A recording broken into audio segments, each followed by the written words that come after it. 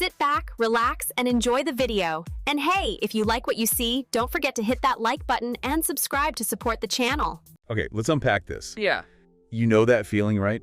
When you're thinking about living somewhere else, overseas maybe? Yeah. And you're trying to find that, like, perfect neighborhood. Right. The one that just feels right. Oh, absolutely. It's definitely a quest trying to find that spot that, clicks, that mix of culture, community, maybe some sunshine. Exactly. Well, today we are diving deep into one specific neighborhood in Thailand that, according to our source, might just be that place for a lot of expats. Pratumnak Hill. Ah, Pratumnak Hill. Okay. And our source for this is an article by Barton Walters. That's right. And what's great is his perspective. He's lived in Thailand for 25 years, so he knows the country really well. Wow, okay. Deep knowledge there. But he also just spent a month actually living on Pratumnak Hill recently while his own place was getting fixed up. So it's this blend of long-term insight and, like, fresh boots on the ground experience. That's a fantastic combination. You get the context and the current reality. So our mission here is to explore what makes the hill, as he calls it, tick. Yeah, exactly. Drawing straight from his article, we'll look at the location, the different areas, the food, the social scene, fitness, cost, and basically get a really good feel for the place based on what he found. Sounds good, like a shortcut to understanding its essence. Let's do it. All right, so first things first, where exactly is Pratumnak Hill? What's the layout like? Okay, location. It's on Thailand's eastern seaboard, maybe about 2 hours south of Bangkok, driving-wise. Okay, eastern seaboard. And geographically, it's pretty distinct. It's this large headland covered in forest, rising, about 300 feet above the sea, juts right out into the Gulf of Thailand. And its position is interesting, right? It sits between two quite different places. Exactly. It's like a natural divider.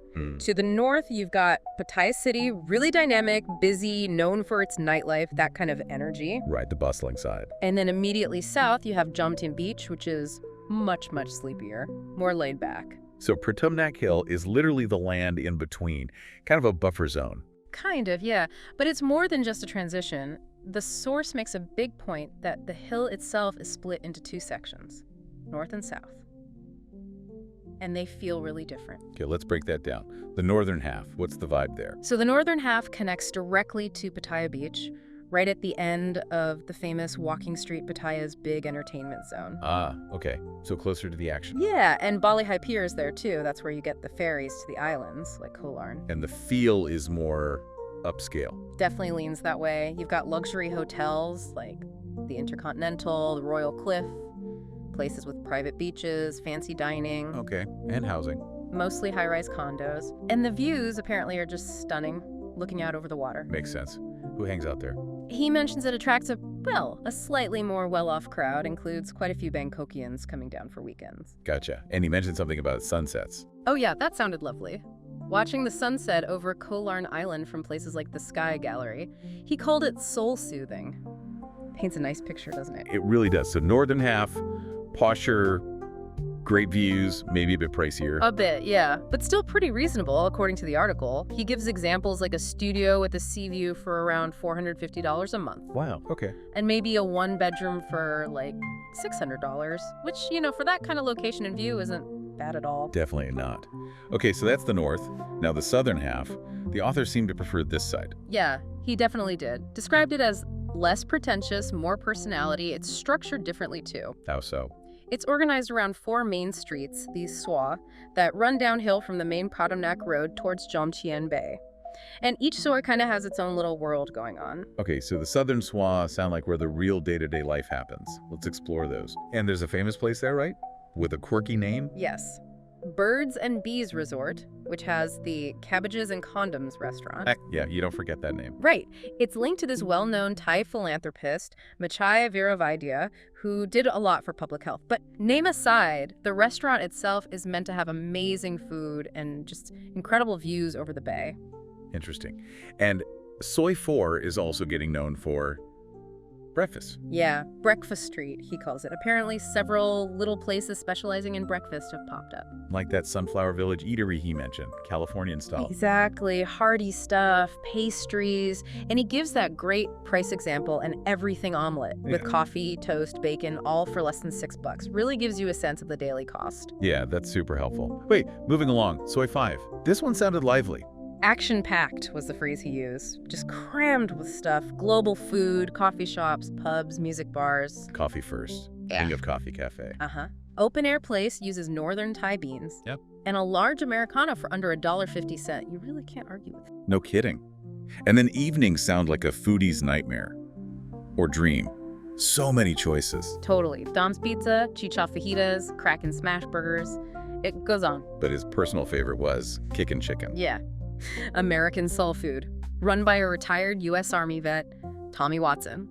Famous for chicken and waffles, it highlights that kind of unique owner-run place you find there. Sounds delicious. Oh. And Soy 5 is also the spot for people watching. Oh, yeah. World-class people watching, he says. You find places with pool tables, sports on TV, live music. Sometimes people even singing with the band. An upscale English pub right on a busy corner, open-air setup. Perfect for watching the world go by. He jokes he goes for the cheap Chang beer, like $2 a pint, but the real draw is just observing everyone. And the mix of people sounds amazing. It really does. Russian tourists, Europeans escaping winter, Aussies, Brits, visitors from India, Malaysia, Korea, Japan. And, his words, crusty old U.S. expats like me. Love the self-deprecation. That feels very real. It does. And, speaking of expats, this seems like a really key part of Pratumnak Hill's appeal, according to the article. The community. Right. Not just tourists passing through. He mentioned a specific group. Yeah, the Pratumnak Community Networking Group, they meet twice a week. And where they meet? Somewhere interesting. At a place called The Checkpoint. It's actually a food court with about 10 little kiosks serving authentic Thai food. Really good value, too, like under $6 for a proper meal. Nice. A food court meeting spot. Lots of outdoor stuff, too. Walking, hiking, biking. Dongtan Beach right at the bottom of the hill is key for this. Ah, yes, the beach path. Exactly. Paved footpath runs under trees for, over 7 kilometers along the beach. Fresh sea air, ocean views, really nice. And you can get drinks right there. Oh yeah, fresh coconut water. Vendors will slice one open for you for about $1.20. Perfect hydration. Nice. Any hiking? Yep, for a bit more challenge, there's the hike up to Wat Phra Yai, the big... Okay, so let's pull it all together. Location, community, food, fitness, affordability. What's the overall takeaway from the source? What makes Pratumnak Hill special? Well, it strongly reinforces his idea that it's not just some halfway point between Pattaya and Jomtien.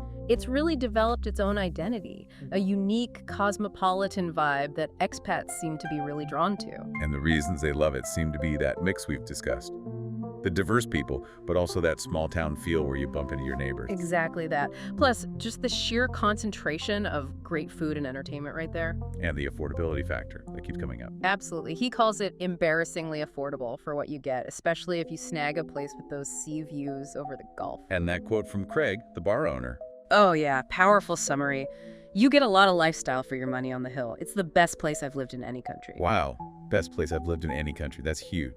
It really is. And the author's final take is that it's maybe the most plug-and-play neighborhood he's found for expats in Thailand, meaning it's unusually easy to just arrive, connect, meet people, and slot right into a comfortable life there. Okay, so that's our deep dive into Pratumnak Hill, drawing on Barton Walter's experiences. We've looked at its unique position, that vibrant, positive social scene, the food, fitness, and the really attractive cost of living. Yeah, it definitely paints a picture of a place offering a fantastic lifestyle, especially for the money. Yeah. A really useful, concrete example for anyone thinking about making a move. And, reflecting on it all, especially that bit about the incredibly positive expat community and Mike's least boring place comment.